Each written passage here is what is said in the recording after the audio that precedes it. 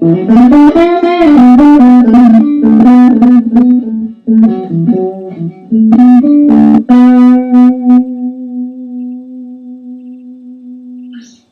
is a video for my guitar playing friends. If you know me, you know that I love to play guitar. Not only that, but also like to tinker with them and do modifications on the wiring. And I've even attempted to build a couple of guitars, put some together and refinish them, things like that. That's part of the enjoyment for me, not just playing them, but tinkering with them. And that's the case with this guitar. It doesn't belong to me. It actually belongs to a friend of mine. He's a member of the church that I pastor.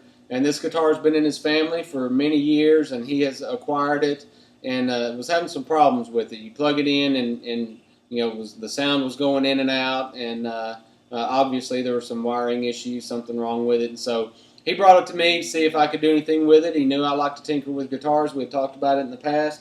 And so I brought it home and had an opportunity finally to take a look at it, take it apart. And that's what I did. It really didn't need a lot of work. It just needed a lot of cleaning on the contacts, on the inside, on the switches. And then there was a loose ground wire, and so I fixed that and just, you know, kind of tweaked a few things and put it back together, plugged it in, put strings on it. Actually, I put strings on it, then I plugged it in, and everything sounded great. And so you've heard it. And so anyway, I thought I'd share it with you. It's a neat guitar. It is as I did research on it to find out what he had here, it's a 1965 Magnatone, and the model is a Typhoon, if you can see that, a 1965 Magnatone Typhoon. As I was doing research on the guitar in order to see what he had and make sure when I got in there, because it's got some strange wiring in it, I was actually trying to find a wiring diagram, which I couldn't find, and thankfully I didn't need. Found out a little bit about the guitar and the company. This company made guitars from the mid-1930s to the mid-1970s. They started out making pedal steel guitars, that kind of thing, and so anyway, offered this in the mid-60s, obviously to compete with Fender. These guitars were made right here in the United States of America, and it's a well-made guitar, more like a Jazzmaster, at least in the wiring, but it's got 3 pickups like a Stratocaster. Although they're different kinds of pickups, and they're not, the bridge pickup's not slanted like on a Strat. These pickups look more like what you would find on a Gretsch or something like that. Really good sounding pickups though, good sounding guitar, good playing guitar. I've really enjoyed it. And so anyway, kind of thought I'd share it with you. This switch right here, it works like a typical toggle switch on any guitar, but at least in what you hear, it sounds like it works like a regular toggle switch, but it really does something very different. Now it's what they call a rhythm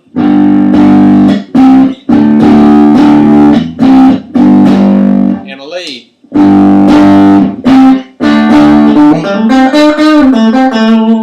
So you kind of hear the difference there, which typically on a guitar when you toggle back and forth, you're switching with what pickup you're hearing, whether it's the neck pickup or the bridge pickup. Or a combination of them with 3 pickups like this.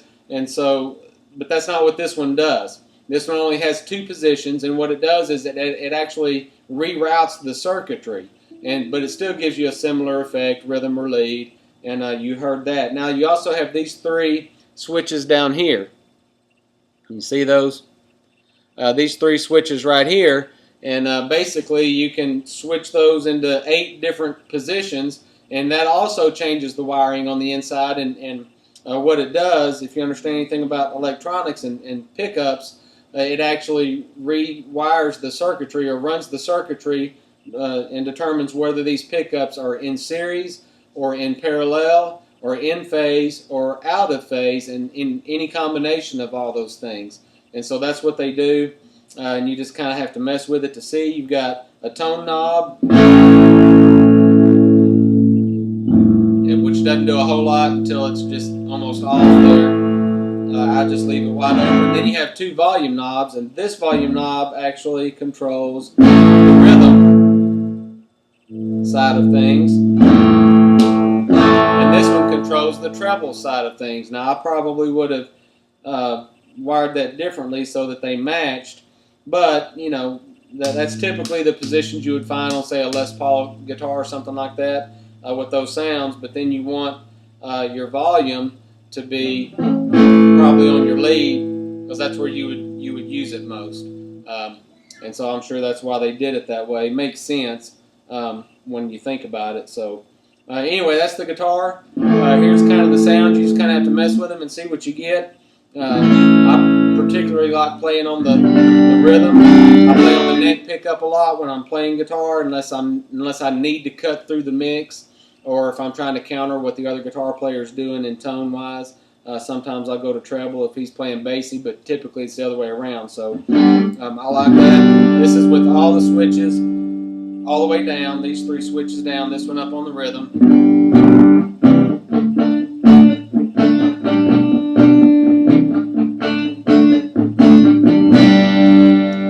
Pretty nice sound. And then you just kind of mess with them. That doesn't change a whole lot, just switching that first switch, but it does on the treble side. It gets super thin on the treble side doing that, but not so much on the rhythm.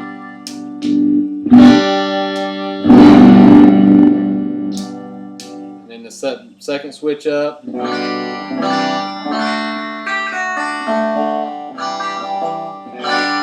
Obviously a lot thinner sound.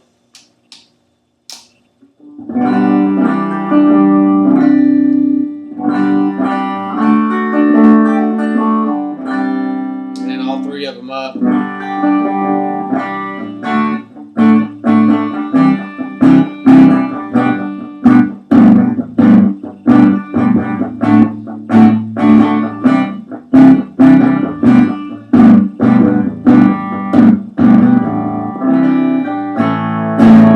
That's really a pretty good tone right there. I'd probably use that one a lot if it were my guitar, or I actually like, not that, that right there.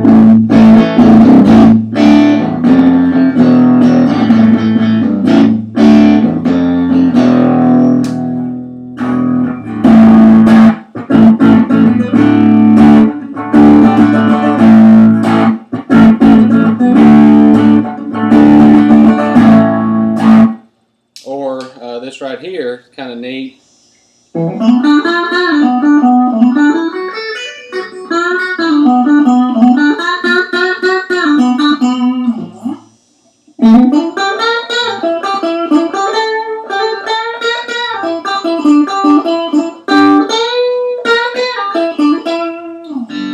If you can hear that, it's kind of got that squawk, quack, which a lot of that's just the style of guitar, both on neck, single coils. But then you put it in this, and that's obviously out of phase, and so you kind of hear that squawk going on. And that's because the pickups are out of phase. Anyway, pretty neat. You can do the same thing on the treble side, get a lot of different sounds, and then I discovered you can take this switch here, and you can kind of wedge it in the middle.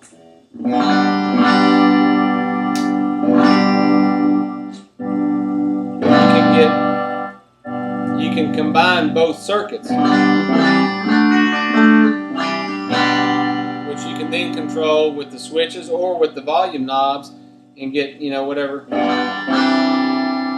kind of blending you want out of that. And that wasn't something by design, I'm sure, but kind of a neat thing. If I owned the guitar, I would experiment certainly with that. It's also got this whammy bar. I'm not much of a whammy player, but I did check it out. It's got a locking nut on it here, and that's one of the things with tremolo bars is knocking guitars out of tune, and it's a very simple design, but I've messed around with it. It seems to stay in tune pretty good.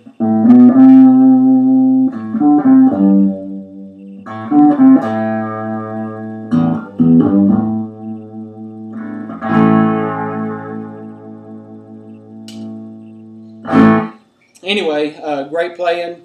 Great sounding guitar. If I had a few bucks and ran across one, I would certainly pick it up, add it to my collection, and be a fun guitar to play with the band. It'd be a fun guitar to set around the house and play on, or even do some recording with. I would certainly experiment with it in recording.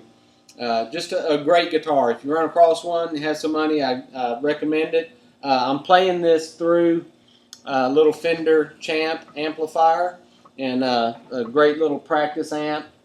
and I'll do a video on that sometime, but I just wanted you to see that because basically this amp, there's no EQ on it. It's just a volume knob and an input and an on-off switch. So you plug the guitar in, turn it all the way up, and then you just play. And I love to play new guitars through this just to really hear the sound of the guitar and know that it's not being manipulated through pedals or through the EQ on the amp. It's just going through the tube amp circuitry, coming right out, and it really gives you a good idea of what the guitar itself sounds like. And so anyway, 1965 Magnatone Typhoon, great guitar. Probably going to play it in church tomorrow so that he already knows it's ready, but he'll get a kick out of that, seeing it tomorrow morning, and then he can take it home. Hope that he enjoys it for many years to come.